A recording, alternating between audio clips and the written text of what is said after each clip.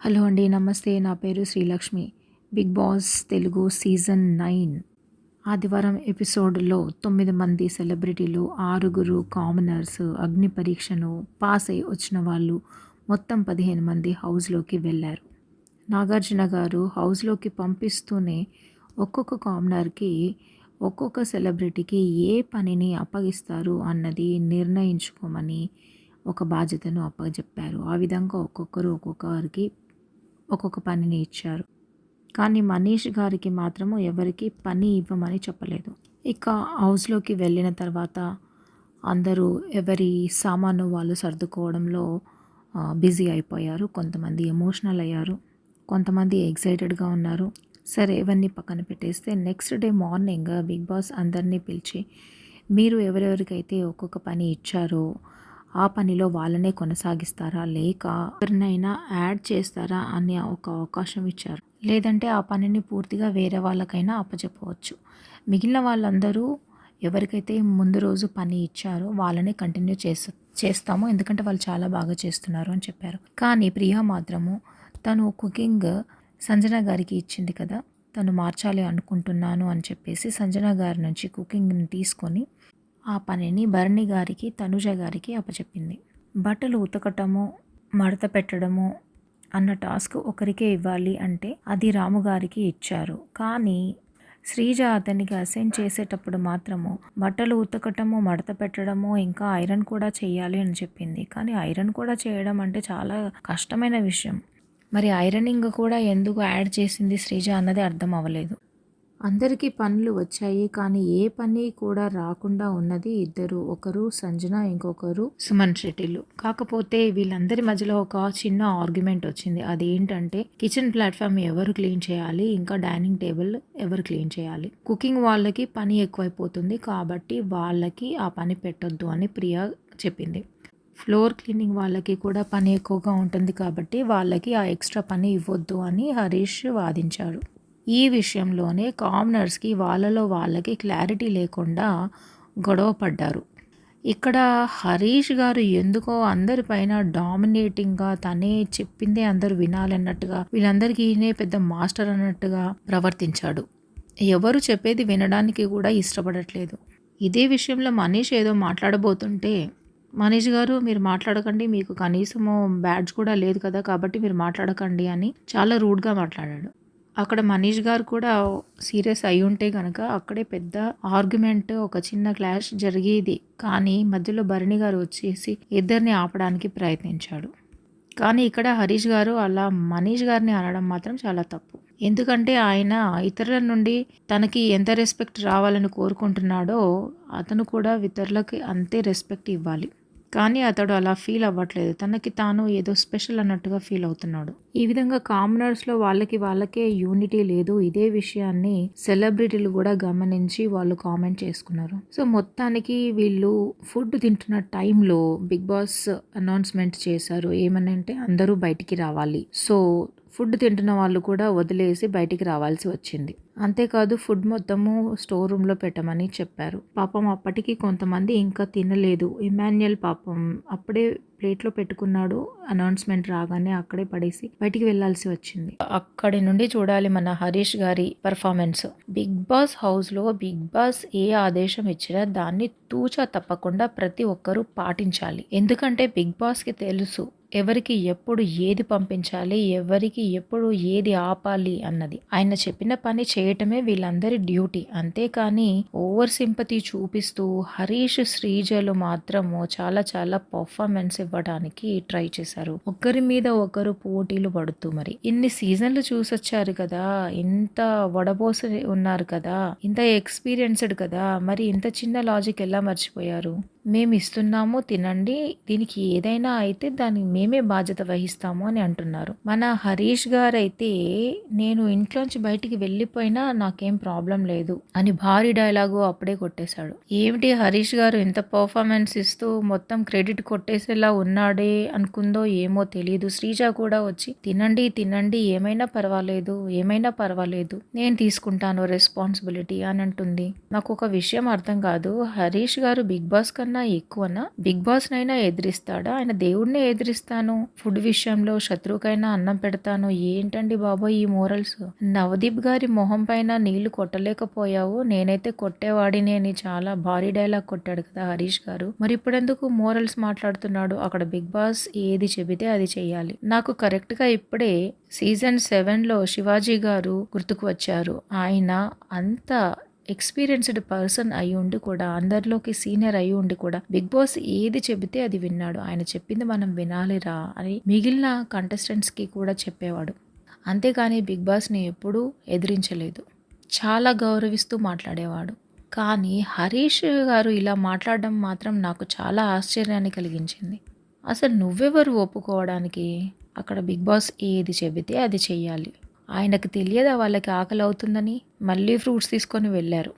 వాళ్ళు మాకు ఆకలి లేదు, పర్వాలేదని చెబుతున్నా వినరే, పళ్ళు తినండి అని అక్కడ పెట్టేసి వెళ్ళిపోబోతుంటే బిగ్ బాస్ వాయిస్ మళ్ళీ వినపడింది. హరీష్ గారు, మీరు ఆ పళ్ళని కూడా లోపల పెట్టాలి అనుకుంటున్నారా అంటే తడుముకోకుండా లేదు సార్, లేదు సార్, నేను దేనికైనా రెడీ, నేను పెట్టాను అంటాడేంటినా? అది ఈయన ఇల్లు అనుకుంటున్నాడా? బిగ్ బాస్ ఇల్లన్ని మర్చిపోయాడా ఏంటి? అయినా కూడా మళ్ళీ పళ్ళు అలాగే తీసుకెళ్లి వాళ్ళకి ఇస్తుంటే మనీష్ అంటే మిగిలిన కామనర్స్ అందరికీ కూడా హరీష్ చేసేది నచ్చలేదు. సో అతన్ని ఆపడానికి ట్రై చేస్తే నేను డీల్ చేసుకుంటున్నాను మనీష్, నీకెందుకు, నేను మాట్లాడుకుంటున్నాను అని అందరినీ కంట్రోల్లో పెట్టడానికి చూస్తున్నాడు ఆయన. అప్పుడు మనీష్ ఈయనని ఒక ప్రశ్న వేశాడు. ఏంటంటే, నువ్వు టీం లాగా అంటే ఓనర్స్ తరఫున ఈ డిసిషన్ తీసుకుంటున్నావా లేదా హరీష్ లాగా తీసుకుంటున్నావా అంటే, నేను హరీష్ లాగానే తీసుకుంటున్నాను, ఏది జరిగినా దానికి నేనే రెస్పాన్సిబిలిటీ, నేనే అకౌంటబిలిటీ అని కూడా అన్నాడు. కానీ హరీష్ అలా చేస్తుంటే మిగిలిన ఓనర్స్ ఎవరికి కూడా నచ్చలేదు. సోల్జర్ పవన్ కూడా అన్నాడు, ఆయన ఇచ్చిన టాస్క్ని మనం అలాగే పాటించాలి, కానీ ఇదేంటి అన్నట్టుగా ప్రియాతో అన్నాడు. మళ్ళీ అలాగే తినమని అంటుంటే అనూష గారు వచ్చి, మాకు ఆకలి లేదు, మీరు చాలా మంచి మనసుతో మాకు ఇవ్వాలి అని అనుకుంటున్నారు, కానీ బిగ్ బాస్ కి కోపం వచ్చి ఒకవేళ పనిష్మెంట్ ఇస్తే, హౌస్ మొత్తానికి ఇస్తే ఎలా ఉంటుంది, మేము కూడా సఫర్ అవుతాం కదా అని అన్నప్పుడు ఈ మహానుభావుడు కాస్త కొంచెం తగ్గి, మీరు అలా అంటున్నారు కాబట్టి, మీకు ఆకలి లేదు అని కూడా అంటున్నారు కాబట్టి ఇంకా నేను ఇవ్వట్లేదు అని మళ్ళీ కెమెరా దగ్గరికి వెళ్ళి బిగ్ బాస్ కి చెబుతున్నాడు. ఈయన ఇలా చేస్తుంటే ఎవ్వరికి నచ్చట్లేదు, ముఖ్యంగా ఓనర్స్ కి నచ్చట్లేదు. డిమాన్ పవన్ అయితే, ఏంటి బాబు కెమెరాల దగ్గరికి వెళ్ళి చెప్తున్నాడు అని ఒక డైలాగ్ కూడా కొట్టాడు. అంతటితో ఆగిపోలేదండి హరీష్ గారి పెర్ఫార్మెన్స్. లోపలికి అరటిపళ్ళ ప్లేట్ని పట్టుకొని వస్తూ వస్తూ కళ్ళు తుడుచుకుంటూ ఏడుస్తూ ఎమోషనల్ అవుతూ మళ్ళీ బిగ్ బాస్ కి చెప్పడం మొదలు పెట్టాడు. అంటే ఇతడు నాకు హౌస్ లో ఎవరితో రిలేషన్స్ వద్దు అన్న భారీ డైలాగులు వేస్తూ వచ్చాడు కదా, మళ్ళీ ఇక్కడ ఇలా ఎమోషనల్ అవుతున్నప్పుడు మనకి ఏంటి తేడా కొడుతుంది అనుకుంటాం. కాబట్టి నాకు ఇక్కడ వీళ్ళెవరు బంధువులు కారు, కానీ నోటి దగ్గర ఫుడ్ తీసుకోవడం బాగా అనిపించట్లేదు, అది ఇది అని మళ్ళీ నాకు టైం వస్తే నేను ఎవరిని చూడను, ఎవరినైనా వ్యతిరేకిస్తాను, ఎవరితోనైనా వాదిస్తాను అని మళ్ళీ కెమెరాలతో డైలాగులు కొట్టడం మొదలు పెట్టాడు. ఇక డిమాన్ పవన్ ఇతనికి సర్ది చెప్పడానికి వస్తే, వద్దు వద్దు నన్ను మాట్లాడించొద్దు అని అంటున్నాడు. ఇది ఏమైనా నోటి దగ్గర ఫుడ్ లాక్కోవడం మాత్రం పద్ధతి కాదు అని అంటున్నాడు. ఇది మొదటిసారి చూసాడా? ఎప్పుడు చూడలేదా బిగ్ బాస్ హౌస్ లో? ఎన్ని సీజన్స్ లో చూడలేదండి మనము. బయట నుండి దొంగలు వచ్చి దొంగతనం చేసుకొని ఇంట్లో ఉన్న ఫుడ్ మొత్తం ఎత్తుకొని వెళ్ళిపోతారు. హరీష్ గారి పర్ఫార్మెన్స్ చూస్తే చాలా చాలా చిరాకేసింది. ఇక బయట సెలబ్రిటీలు అనుకుంటున్నారు, మనము బిగ్ బాస్ చెప్పిన తర్వాత ఒక్కసారి కూడా వాళ్ళ ప్రైవసీని మనం డిస్టర్బ్ చేయలేదు, కానీ వాళ్ళే ప్రతిసారి చీటికి మాటికి బయటికి వచ్చి మనల్ని డిస్టర్బ్ చేసి వెళ్ళిపోతున్నారు అన్నారు. ఆ పాయింట్ కూడా కరెక్టే కదా. ఇక సాయంత్రం బిగ్ బాస్ అందరికీ ఫుడ్ పంపించారు. కాకపోతే ఓనర్స్ ఫుడ్ సపరేట్గా ఉంది, టెనెంట్స్ ఫుడ్ సపరేట్గా ఉంది. ఒకరికి ఒకరు షేర్ చేసుకోవద్దు. ఓనర్స్కి పంపించింది కొంచెం జంక్ ఫుడ్ లాగా ఉంది, వీళ్ళకి పంపించింది మాత్రం కొంచెం నార్మల్గా మనము తినే ఫుడ్ లాగా ఉంది. ఒకరినొకరు ఊరించుకుంటూ తిన్నారు. కాకపోతే మనీష్ గారికి అంటే ఓనర్స్ టీమ్కి కాఫీ ఇచ్చాడు బిగ్ బాస్, కానీ టెనెంట్స్కి మాత్రం ఇవ్వలేదు. కానీ టెనెంట్స్ టీంలో ఉన్న తనుజాకి మాత్రం కాఫీ చాలా అడిక్షన్ లాగా ఉన్నట్టుంది. ఆమె కాఫీని చూసి చాలా చాలా టెంప్ట్ అయిపోతూ ఉంది. చివరికి కనీసం కాఫీ స్మెల్ అయినా చూపించమని ప్రియాని రిక్వెస్ట్ చేసింది. ఆ విధంగా స్మెల్ చూస్తూ కాసేపు ఆనందపడింది. తర్వాత కాఫీని ఎలా కొట్టేయాలి అన్న ప్లాన్లు కూడా వేసిందండోయ్. తర్వాత సరదాగా ఏదో మాటల్లో భాగంగా ఇమాన్యుయల్ హరీష్ గారిని గుండంకుల్ అని అన్నాడు. అప్పుడు హరీష్ గారు కూడా నవ్వడం క్లియర్గా కనబడింది. ఆ తర్వాత బిగ్ బాస్ ఇప్పటి నుండి టెనెంట్స్ టీమ్కి నేనే ఫుడ్ పంపిస్తాను అని చెప్పాడు. వాళ్ళందరూ చాలా చాలా సంతోషపడ్డారు. ఇమాన్యుయల్ని ఉద్దేశిస్తూ బిగ్ బాస్ ఈ లాన్ మొత్తం క్లీన్ చేయడానికి ఎంత టైం పడుతుంది, మీ మానిటర్ని అడిగి చెప్పు అని అన్నాడు. అప్పుడు అతడు దానికి ఆన్సర్ ఇస్తూ ఇప్పుడే మా మానిటర్ని కెలికాను బిగ్ బాస్ అని అన్నాడు. ఆ మాట వినగానే హరీష్కి ఏం స్ట్రైక్ అయ్యిందో తెలియదు, కానీ మాటలు జాగ్రత్తగా మాట్లాడు, హద్దులు దాటొద్దు, బాడీ షేమింగ్ చేయొద్దు అంటూ అతని మీద ఫైర్ అయ్యాడు. ఇంతకుముందు బాగానే ఉన్నారు కదా, అప్పుడెందుకు చెప్పలేదు అని ఇతడు ప్రశ్నించాడు. అప్పుడు నాకు రిజిస్టర్ అవ్వలేదు, ఇప్పుడు నాకు రిజిస్టర్ అయ్యింది, అందుకే ఇప్పుడు అడుగుతున్నాను అని అంటున్నాడు. ఇక్కడ వీళ్ళిద్దరికీ చిన్న ఆర్గ్యుమెంట్ అయ్యింది. సో ఇక్కడ ఇమాన్యుయల్ అన్నది నిజంగా బాడీ షేమింగ్ కిందికి వస్తుందా? అసలు బాడీ షేమింగ్ అంటే ఏంటి? మనిషికి సహజంగా ఉన్న శరీరాకృతికి సంబంధించో ఒక కలర్కి సంబంధించో ఏదైనా విమర్శ, అది కామెడీగా అయినా సరే చేస్తే అది బాడీ షేమింగ్ కిందికి వస్తుంది.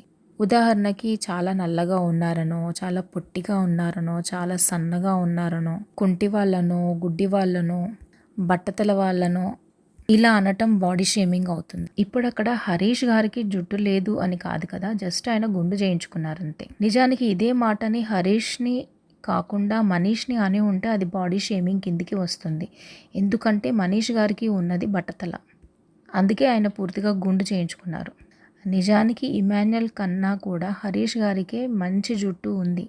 మామూలుగా మనము గుండు చేయించుకున్న వాళ్ళని గుండు అని అంటుంటాము, అది బాడీ షేమింగ్ కిందికి రానే రాదు. అతడు అన్నప్పుడు సరదాగా నవ్విన మనిషి ఆ తర్వాత అదే పాయింట్ మీద ఫైర్ అవ్వటం చిత్రంగా అనిపించింది. మధ్యలో భరణి గారు కలుగజేసుకొని ఇద్దరికి సర్ది చెప్పాడు. అంతేకాకుండా ఇది క్యారీ చేయకండి అని హరీష్ గారికి చెప్తే నాకు తెలుసు ఎంతవరకు తీసుకెళ్లాలో అని అంటున్నాడు. ఇక్కడ నాకు అర్థం కాని విషయం ఏమిటంటే, ఈయన వేరే వాళ్ళకి సలహాలు ఇస్తాడు, ఈయన వేరే వాళ్ళకి కమాండ్స్ ఇస్తాడు, ఆర్డర్స్ ఇస్తాడు, ఈయనకి మాత్రం ఎవరు ఏమీ చెప్పొద్దు, అలా చెబితే మాత్రం నాకు అన్ని తెలుసు అంటాడు. చూస్తున్నప్పుడు ఇతడు మాస్క్ మ్యాన్ కాదురా బాబు, అపరిచితుడు అని అనిపించింది. మొదటి రోజే ఇన్ని రకాల షేడ్స్ చూపించిన మనిషి ఇక రాను రాను ఎలా ప్రవర్తిస్తాడో, ఎంత దారుణంగా ప్రవర్తిస్తాడో, చూసే ప్రేక్షకులకి ఎంత చిరాకు పుట్టిస్తాడో అని అనిపిస్తుంది. అలా చిత్ర విచిత్రంగా ఉంటేనే ప్రేక్షకులు నచ్చుతారు, హౌస్లో ఎక్కువ రోజులు సర్వైవ్ అవ్వచ్చు అని అనుకుంటున్నారు. కానీ గతంలో ఇలా ఓవర్ యాక్షన్ చేసిన వాళ్ళని కొంతమందిని ప్రేక్షకులు పీకి బయటపడేశారు. ఇక్కడ బిగ్ బాస్కి కూడా నేను ఒక విషయం చెప్పాలి అనుకుంటున్నాను. ఎందుకంటే ఇలా టోటల్ హౌస్ మీద కమాండ్ చేసే, అధికారం చెలాయించే కంటెస్టెంట్స్ ఉన్నంత వరకు మిగిలిన కంటెస్టెంట్స్ యొక్క రియాలిటీ బయటపడదు.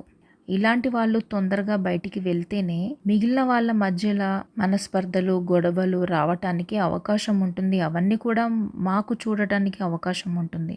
లేదంటే ఇలాగే ఉంటుంది Harish versus rest of the house. చూసే ప్రేక్షకులు కూడా అటువంటి క్యాండిడేట్స్ని ఇష్టపడకపోయినా బిగ్ బాస్ అలాగే కంటిన్యూ చేస్తాడు, మనం ఓట్లు వేసి వేస్ట్ అన్న ఒక అభిప్రాయానికి వస్తే కనుక ఇక షో మీద ఇంట్రెస్ట్ పోయే అవకాశం ఉంటుంది. కాబట్టి ఇలాంటి వాళ్ళని ఎక్కువ రోజులు కంటిన్యూ చేయకండి ప్లీజ్. ఇక సంజన గారు హౌస్లో ఉండలేకపోతున్నారు అని అనిపించింది. ఆమెకి ఓనర్స్ ఏమైనా కండిషన్స్ పెడుతున్నా కానీ, బిగ్ బాస్ ఏదైనా ఆదేశం ఇస్తున్నప్పుడు కూడా, అంటే బయట నిల్చోండని, ఎండలో నిల్చోండని ఆమెకు అస్సలు ఇష్టంగా లేదు. అవన్నీ ఆమె భరించలేకపోతుంది అని తెలిసిపోతుంది. ఆమె ఎన్ని రోజులు ఉండగలుగుతుందో చెప్పలేం, కానీ ఆమెకు అవన్నీ కష్టంగా ఉన్నట్టుగా మాత్రం ఆమెను చూస్తుంటే తెలుస్తుంది. ఇక సుమన్ శెట్టి అసలు ఉన్నాడా లేదా, అసలు ఆయన మాట్లాడిన మాటలు ఎంత తక్కువ అంటే అసలు ఆయన ఏమీ మాట్లాడలేదు ఈ ఎపిసోడ్లో అనిపించింది. భరణి గారు ఆ టీంలో కొంచెం మెచ్యూర్డ్గా ఉన్నాడు, చాలా బాగా మాట్లాడుతున్నాడు. ఫస్ట్ టీంలో మనీష్ గారు పర్వాలేదు. అసలు అతడికి ఛాన్స్ ఇచ్చి 6th కంటెస్టెంట్గా పంపించడం నాకు నచ్చలేదు. అంతకన్నా దివ్యాని పంపించి ఉంటే బాగుండేది అని నా వ్యక్తిగత అభిప్రాయము. కానీ పర్వాలేదు, ఇప్పటి వరకు అయితే నాకు బాగానే అనిపించింది. ఇద్దరు పవన్లు కూడా కొంచెం సెన్సిబుల్గానే ఆలోచిస్తున్నారు అనిపించింది. ఇక దివ్య నిఖిత కూడా ఉంటే బాగుండేది. తను చెప్పే పాయింట్స్ కొన్ని చాలా బాగా ఉంటాయి. వింటున్న మనకి కూడా అవును కరెక్టే కదా అనిపిస్తుంది. అగ్ని పరీక్షలో ఆమె హరీష్ మీద, మనీష్ మీద చెప్పిన కామెంట్స్ కరెక్ట్ అనిపిస్తుంది. మనీష్ గారిని తనే పెద్ద ఇంటలెక్చువల్ అని అనుకుంటాడు, ఆయనకి తప్ప ఇంకెవరికి తెలివి లేదు అని ఫీల్ అవుతాడు అని అన్నది. అది కూడా ప్రేక్షకుల అభిప్రాయమే. ఇక హరీష్ గారి గురించి, మీరు నటిస్తున్నారేమో, మీరు నిజంగా ఇది కాదేమో అని అన్నది కదా. ఇప్పుడు హౌస్ లో అతడు ఆడుతున్న ఆటను బట్టి చూస్తే దివ్యానికిత చెప్పిన మాట నిజమే కదా అనిపిస్తుంది. ఆమెని, నాగని ఇద్దరిని వైల్డ్ కార్డ్ ఎంట్రీగా పంపిస్తే బాగుంటదేమో చూద్దాం. బిగ్ బాస్ ఏదో ప్లాన్ చేసే ఉండి ఉంటాడు. సో బిగ్ బాస్ హౌస్ లో మొదటి రోజు మన ఆటగాళ్ళ ఆట ఇలా సాగింది. నా రివ్యూ నచ్చినట్లయితే లైక్ చేయండి, నా ఛానల్కి సబ్స్క్రైబ్ చేయండి. Thank you all.